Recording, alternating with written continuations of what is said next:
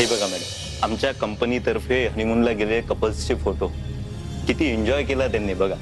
तुमच्याकरता आता स्पेशल मी एक पॅकेजेस काढून देतो. ए गायत्री, अगं ही कल्पना फार छान आहे.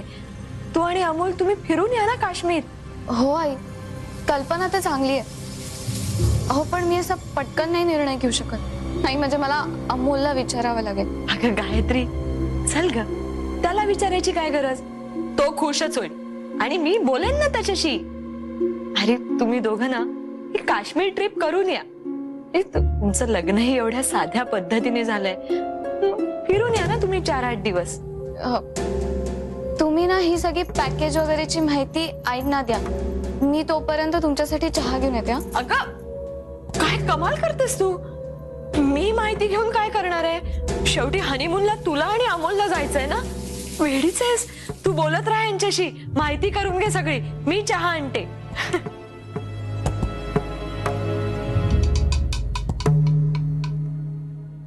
हा तर मॅडम पॅकेजचं मरू द्या. आधी मला सांगा, तुम्हाला आमची माहिती दिली कोणी? कोणी पाठवलंय तुम्हाला इथे? मॅडम, कंपनीच्या माहिती करता आम्ही अनेक व्यक्तींना फोन करू. त्यातल्या एका व्यक्तीने मला फोन केला, तुमची माहिती आणि पत्ता दिला. हो का? कोण होता तो माणूस? मॅडम, त्यांचं नाव माहित नाही. आम्ही बुकिंग करता हजारो व्यक्तींना फोन करतो, पण मग कोणाला बुकिंग मध्ये इंटरेस्ट असेल तर त्यांची माहिती आम्ही ठेवतो.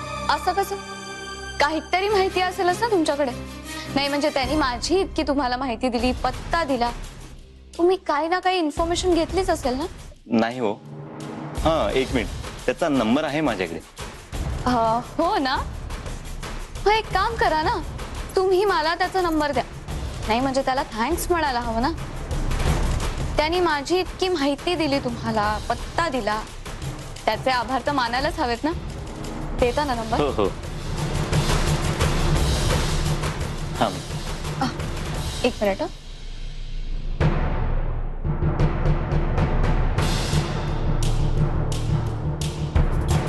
थँक्यू.